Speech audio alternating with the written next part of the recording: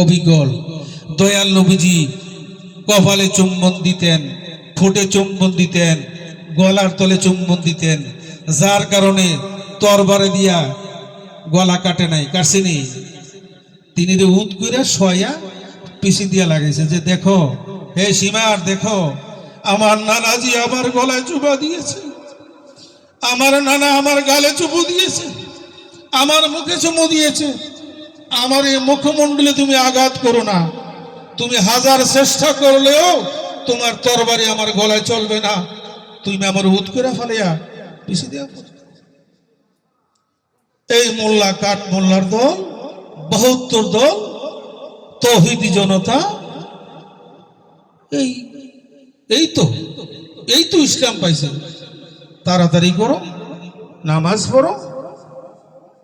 তারপরও এই নশ্বর দেহটার উপরে আরে মিয়া কত বড় খাটাস, কত বড় জালিম, আল্লাহর জগত কত বড় দাজ্জাল। একটা মানুষের সাথে শত্রুতা আমি থাকলে একটা মানুষকে মেরে ফেলার পরেও অনুশোচনা হয়, হয় না? জিদের বসুপতি মেরে ফেললো, কিন্তু পরে দেখো হ্যাঁ আমি কাজটা করলাম কিতা। কিন্তু এটি এমন কাট্টা, এমন দাজ্জাল, এমন বেঈমান মুনাফিক, মাওলা হুসাইনের দেহ মোবারকটার উপর দিয়া 10টা অশ্বরোহী ঘোড়া দৌড়েছে, ছিন্ন ভিন্ন করে ফেলেছেন ওনার দেহ মোবারকটাকে। তারা কত বড় জালিম, কত বড় বন্দিগি করনে বলা। কিন্তু আমরা তো ওই বন্দিগিওয়ালার পিছনেই পূজা দিতেছি। আমরা কি জানি সত্য কোথায়? আজও জানি না আমরা কার ধর্ম পালন করতেছি, আজও জানি না। ইসলাম জিন্দা হোতা হর কারবালা কি বাত। ওই দিন যদি মাওলা হুসাইন তিনি উৎসর্গ না হতেন, তিনি কতল না হইতেন কারবালার প্রান্তরে, ওই দিন থেকেই মুহাম্মদী ইসলাম ধ্বংস হয়ে যেত, ইয়াজিদি ইসলাম পৃথিবীতে প্রতিষ্ঠিত হয়ে যেত সর্বত্র। তারপরেও বলি 1 লক্ষর মধ্যে 1% বুঝি কিনা, 1 লক্ষ শত কইছেন আমার ধারণারই 1 লক্ষ লোকের মধ্যে 1 লক্ষ মুসলমানদের মাধ্যমে 1% হুসাইনি মুসলমান পাওয়া যায় কিনা আমার সন্দেহ। যাই হোক, আমি আর কথা বাড়াচ্ছি না। আমাদেরকে মাওলা হুসাইন সম্পর্কে, কারবালা সম্পর্কে, আহলে বাইত পাক পাঞ্জাতন সম্পর্কে এবং আধ্যাত্মিকতার বিষয়ে, তরিকতার বিষয়ে আমরা যেন আরো জানতে পারি, বুঝতে পারি, আমরা যেন কর্ম করে যেতে পারি।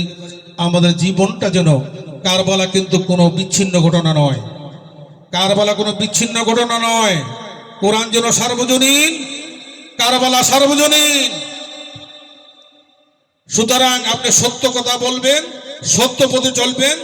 যে কোনো সময়ে আপনার উপরে কারবালার অ্যাটাক আসতে পারে, প্রস্তুত থাকার জন্য বলেছেন। বর্তমান আমাদের পরিস্থিতি ভালো না, দেশের অবস্থা ভালো না।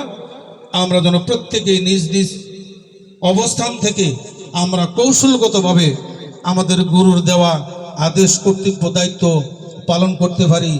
আমি পরিশেষে মাওলার কাছে এতটুকু আমি আশা করি, মাওলা গো, আমাদের জ্ঞান নাই, তুমি থেকে আমাদেরকে জ্ঞান দাও, তোমার স্বভাব আমাকে দাও, তোমার চরিত্র আমাকে দাও, তোমার সৌন্দর্য আমাকে দাও, তুমি ছাড়া আমাদের কোনো উপায় নাই।